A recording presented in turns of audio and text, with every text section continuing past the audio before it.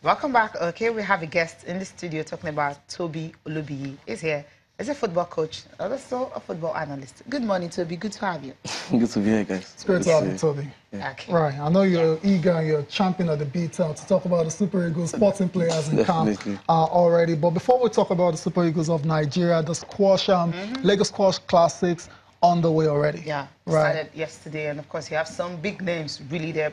Players from all over the all world. All over the world. Nigerian players, one from Great Britain, all kinds of countries you can think of. USA, from Belgium, India, Ireland, Pakistan, Egypt, Congo, France. Everyone's represented. But selective results, qualifiers, right. Very interesting. It's good to see some Nigerian players really, pulling their weight in this particular competition. Let's start with Adegoke. Adegoke beats Alex Noakes of England 3-2, 8-11, 15-3, 11-7, 9-11, 11-2. That match took 69 minutes. You also have Jean-Pierre Brits of South Africa unfortunately beating a Nigerian Sadiq Taiwo 3-2, 11-13, 11-5, 7-11, 11-7, 11-3. Very, very tight matchup there, but unfortunately for the Nigerian, is lost out there.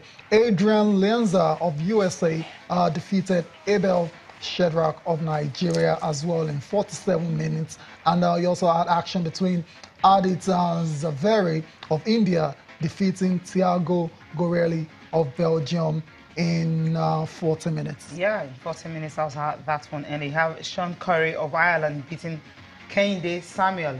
3-love, 11-9, 11-3, 11-7. That was just 36 minutes. Easy.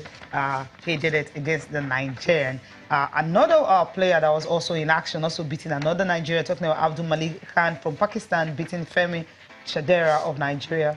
3-love, 11-5, 11-6, 11-7, 31 minutes. That was really cool. And this one, wait for it, Amen Hosni Hai did it against Jean-Marie Besomi of Congo. It was just in 11 minutes. How did this happen? That's what you call so easy. Straight sets win.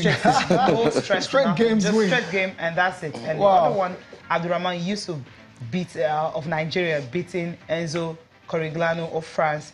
That one ended in 37 minutes. Of course, the Nigerian winning that. So you have some Nigerians who won. Adegoke won. Sadiq losing. Then you have Abdurrahman winning also.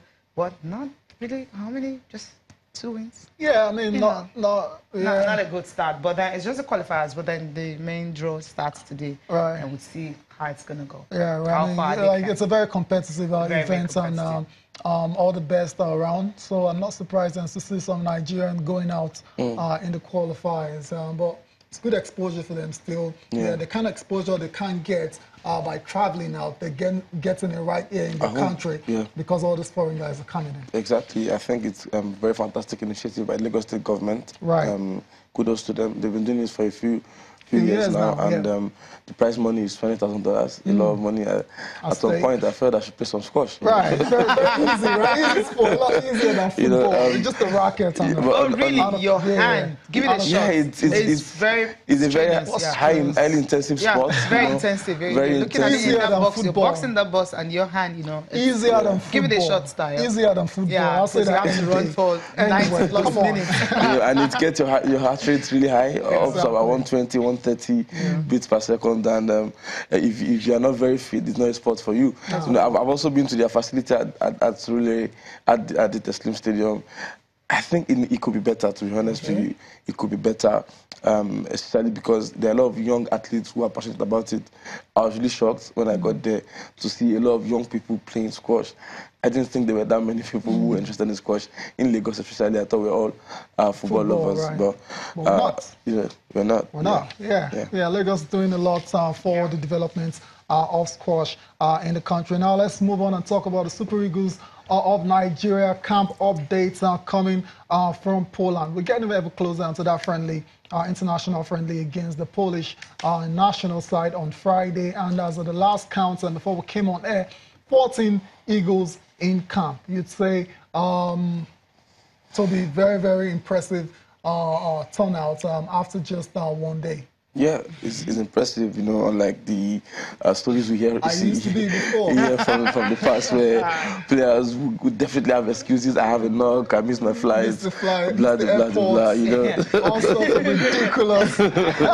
So, you know, the generational factor could also be in place. Is white, is foreign, and you don't want to get... The World Cup is just around the corner. As well, yes, there are different factors, and also because we have a very young squad, very disciplined young squad at that. So I would imagine if we had the likes of Azazel, then we get the likes of Abafe Martins, all in camp. I'm sure you might be hearing those excuses again. Really? It might be, to be fair on them. But you know, these are very young players. They are very focused. They are determined, and a lot of them know that their places in the team is not yet cemented, and they still have work to do, especially in the defense line. You know, the likes of Awaziem, the likes of Brian Idowu, the likes of Leon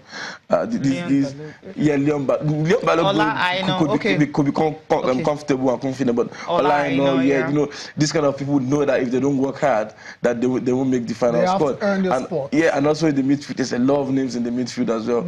I was looking at the list, and a lot of similar players. My worry, you know, and I was wondering which of these will make the final cut all the way to Russia.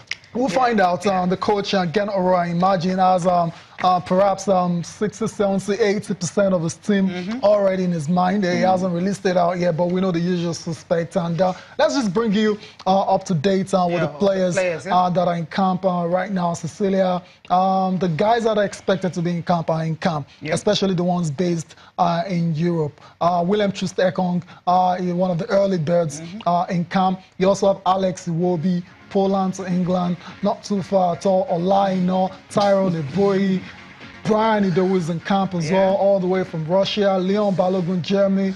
Francis Uzor, this one, it looks like it's going to be in goal. We'll see about that. Alderson Echejile, Stephen Eze, Joel Obi, Shehu Abdullahi, John Ogu, Moses Simon, and Kenneth Omero. So these are all the guys in camp now, and more players are expected before the end of today. Toby, it's safe to say the World Cup preparations have begun in earnest. Is there a trend to the names? You don't notice that much?